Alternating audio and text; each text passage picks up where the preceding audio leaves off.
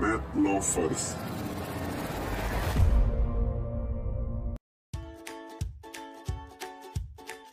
Apakah rata-rata sementara suatu data kelompok harus selalu diambil dari titik tengah kelas dengan frekuensi tertinggi atau bisa mengambil titik tengah yang lain?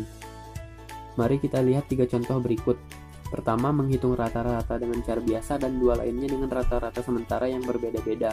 Apakah hasil akhirnya akan sama? Silahkan cermati dengan baik.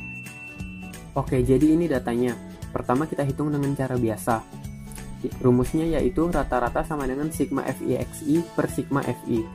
Sigma FIXI itu adalah jumlah dari FI dikali XI. Lalu sigma FI itu adalah jumlah dari FI. Jadi pertama kita cari XI-nya dulu. Jadi di sini kita tambahkan 2 kolom, yang ini untuk titik tengah atau XI, yang ini untuk FI dikali XI. Nah, di sini kita isi titik tengahnya. Jadi titik tengah dari kelas ini tuh berapa? Jadi 53 sampai 58 itu tengah-tengahnya berapa? Nah, atau kalau bingung cara ngitungnya, 53 ditambah 58 dibagi 2 itu sama dengan 55,5. Terus ke bawahnya kalian tinggal gini aja. Kita lihat di sini kelasnya selisihnya berapa? Nah, 59 dikurangi 53 itu kan 6. Selisihnya 6, berarti di sini tinggal ditambahin 6 aja. 55,5 ditambah 6 yaitu 61,5. Kalau kalian hitung dengan cara yang tadi hasilnya akan sama. 59 ditambah 64 dibagi 2 itu sama dengan 61,5.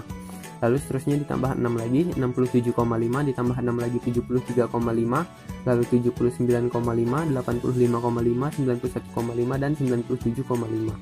Lalu untuk kolom yang FIXI ini berarti FI dikali XI. Jadi di sini berarti 2 dikali 55,5 sama dengan 111. Di sini 12 kali 61,5 sama dengan 738. Di sini 10 dikali 67,5 sama dengan 675.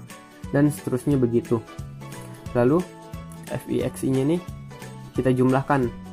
Jadi 111 ditambah 738 ditambah 675 dan seterusnya dijumlahkan itu sama dengan 6030.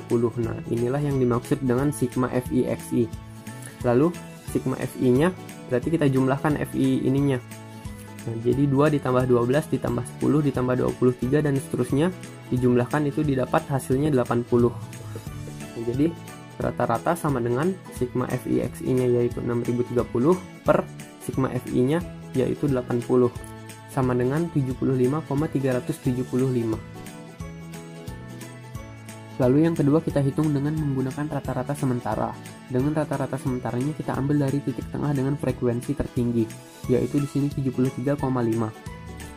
Lalu rumusnya untuk mencari rata-rata dengan menggunakan rata-rata sementara yaitu adalah rata-rata sama dengan rata-rata sementara ditambah sigma FI/DI per sigma FI.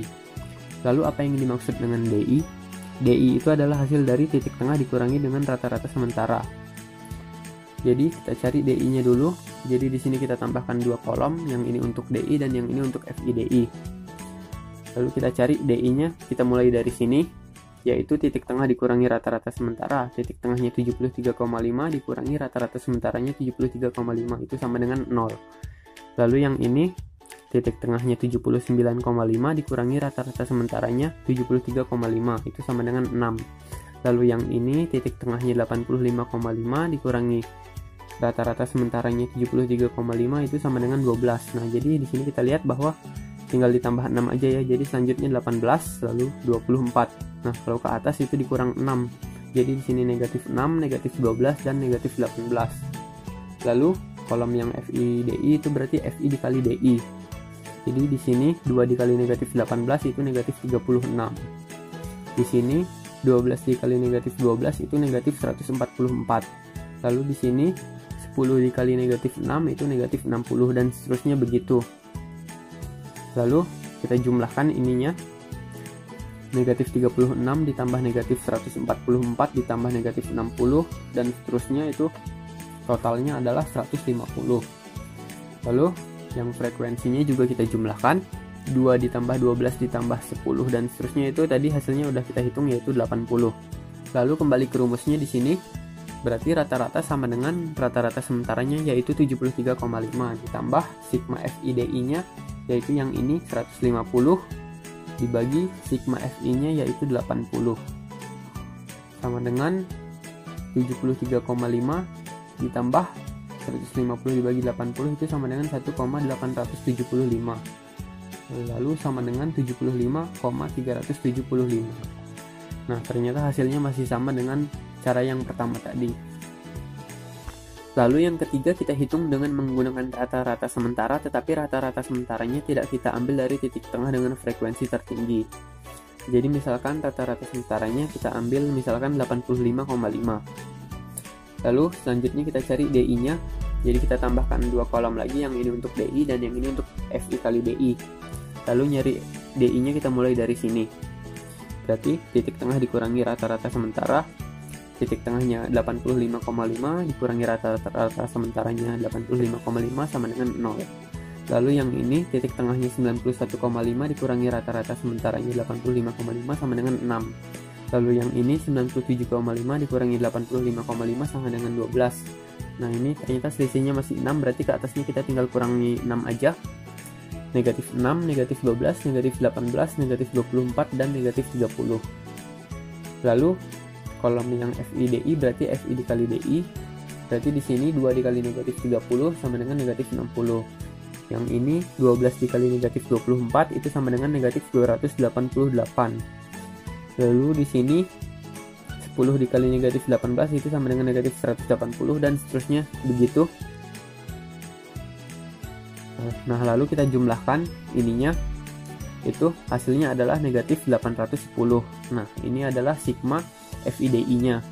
Lalu sigma FI-nya berarti kita jumlahkan yang ini, 2 ditambah 12 ditambah 10 dan seterusnya, itu jumlahnya adalah 80. Nah, berarti ini adalah sigma FI-nya. Lalu kita masukkan ke rumus, yaitu rata-rata sama dengan rata-rata sementara ditambah sigma FIDI per sigma FI, sama dengan rata-rata sementaranya 85,5 ditambah sigma FIDI-nya negatif 810 per sigma FI-nya yaitu 80, sama dengan 85,5 dikurangi 10,125 sama dengan 75,375. Nah, ternyata hasilnya sama dengan yang contoh pertama dan contoh kedua. Nah, ternyata kita bisa menyimpulkan bahwa dalam mencari nilai rata-rata suatu data kelompok, kita bisa menggunakan cara yang biasa atau bisa dengan menggunakan rata-rata sementara, dan rata-rata sementaranya tidak harus diambil dari titik tengah dengan frekuensi tertinggi.